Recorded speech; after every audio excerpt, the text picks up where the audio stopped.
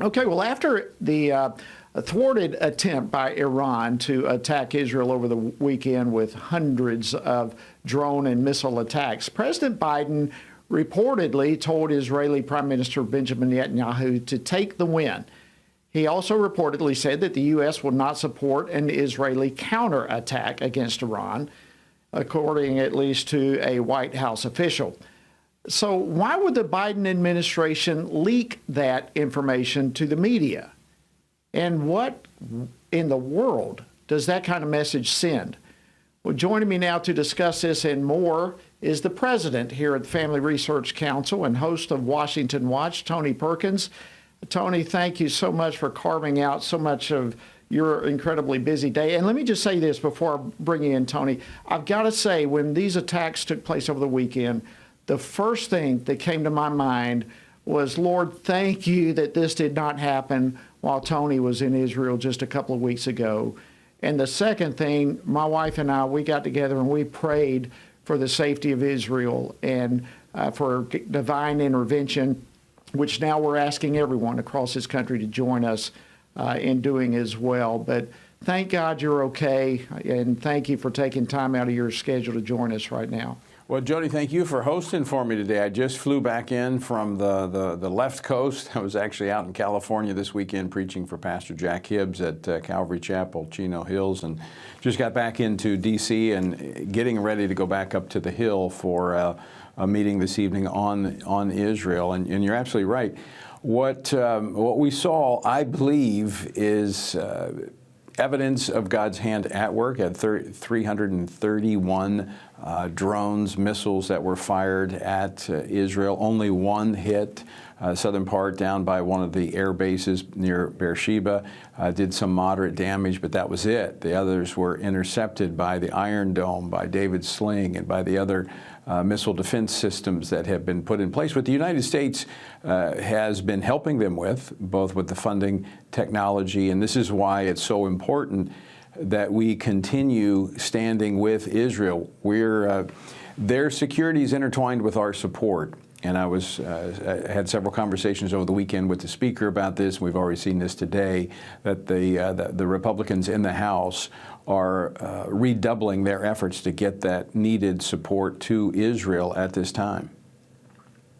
Well, and I do want to talk about your conversation with the speaker. And listen, their security is very much linked with our security spiritually in all of this and us standing with Israel. But I'd like to get your reaction to the White House and their response to the attacks over the weekend. Well, it's very much, when I heard it, when I heard the president's response, frankly, Jody, I think that's what got Israel into this position to begin with. In my meeting, as you made reference to, I was in Israel 3 weeks ago, met with the Prime Minister, spent about an hour with him. I've talked about that on this program. And one of the things that he made very clear is that they had to go into Rafah and they had to eliminate Hamas, because if they did not, they couldn't fight to a draw. They couldn't walk away from it, because this would incite greater attacks from places like Iran. In fact, I was yesterday morning listening to I think it was a BBC report with a professor out of Tehran who was kind of mocking Israel and their inability to clean up the situation in Gaza, that they were at a standstill. Well, that's because the United States, the Biden administration, in many ways has tied their hands, and this has made them vulnerable to these greater attacks. And so I do anticipate that Israel is going to respond. They're saying as much, so that's not a surprise. The question is, will they hit Iran? How hard will they hit them? Will they hit it in proportion to the attack that was launched against them, or the effects of that attack?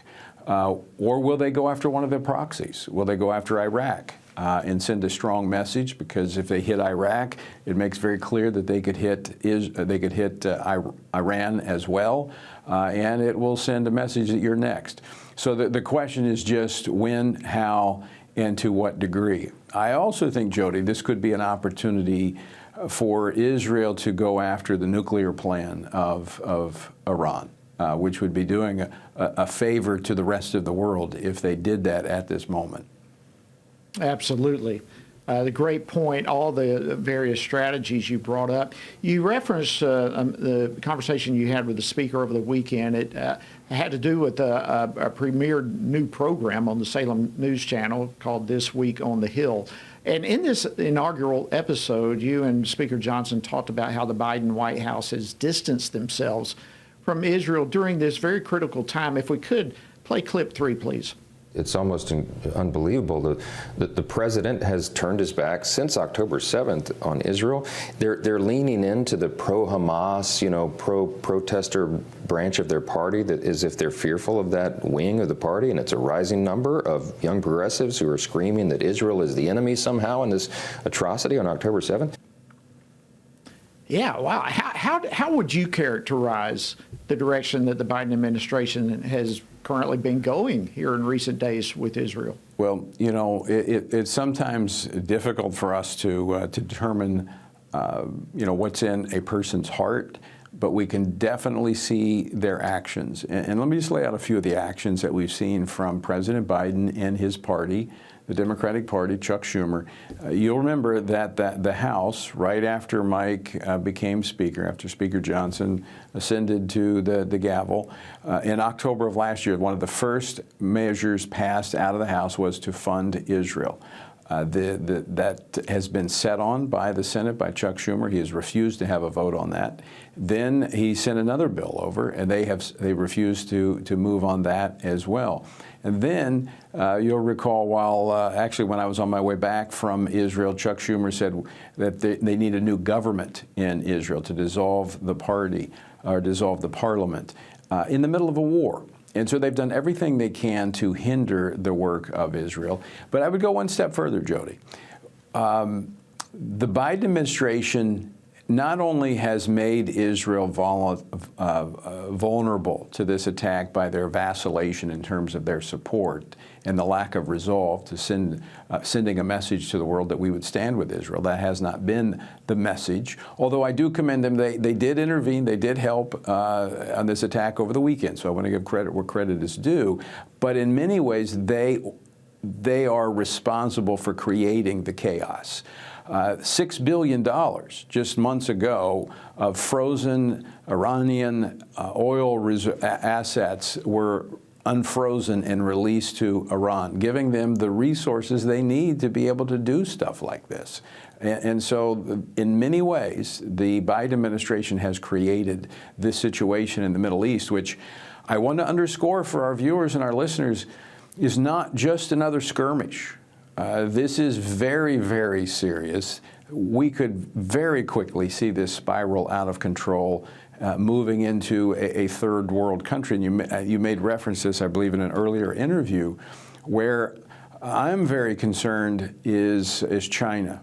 China, I've said this many times, is our greatest adversary, and they're in many ways fueling and funding this. But if we get bogged down in a war, whether it be in Europe with Russia, or whether we're in the Middle East, China is going to be the one who benefits from that. So we need to be very smart in how we manage these crises and try to keep from being drawn in deeper because we're not strong and we're not sending an unequivocal message of support. Could not agree with you more, Tony. It's frightening times, and it seems as though our current administration and the military leadership therein is more concerned about pronoun usage than understanding the role of our military.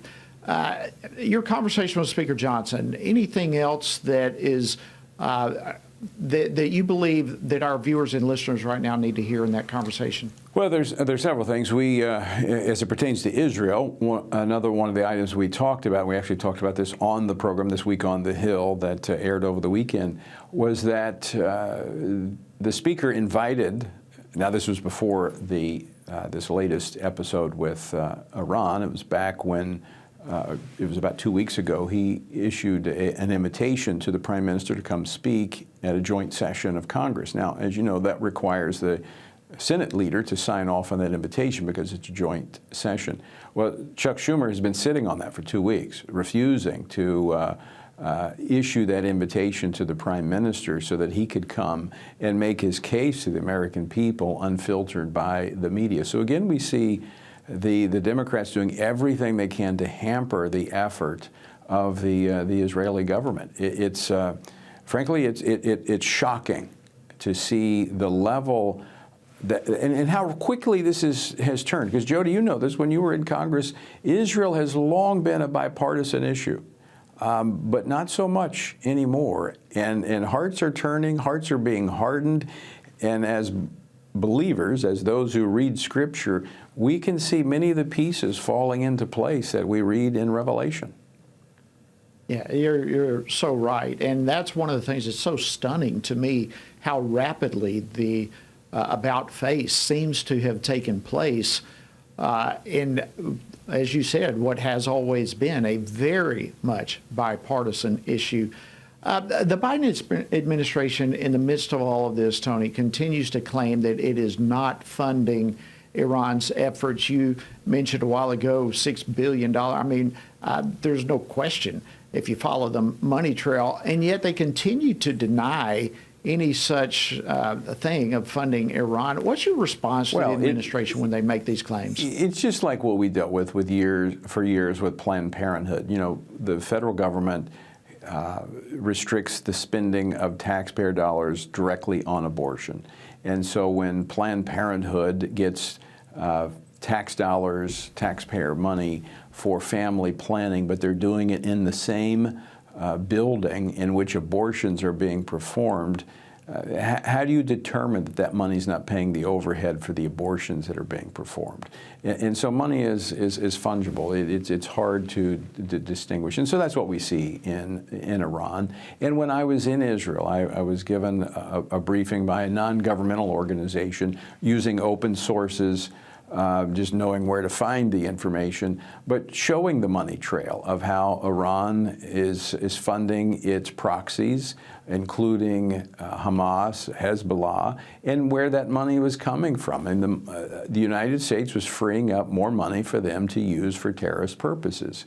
And why would we unfreeze those assets that was squeezing their economy and keeping them focused internally on trying to keep their people from revolting, and now they're free to go and harass Israel and other Middle Eastern countries that will not follow their view of Islam?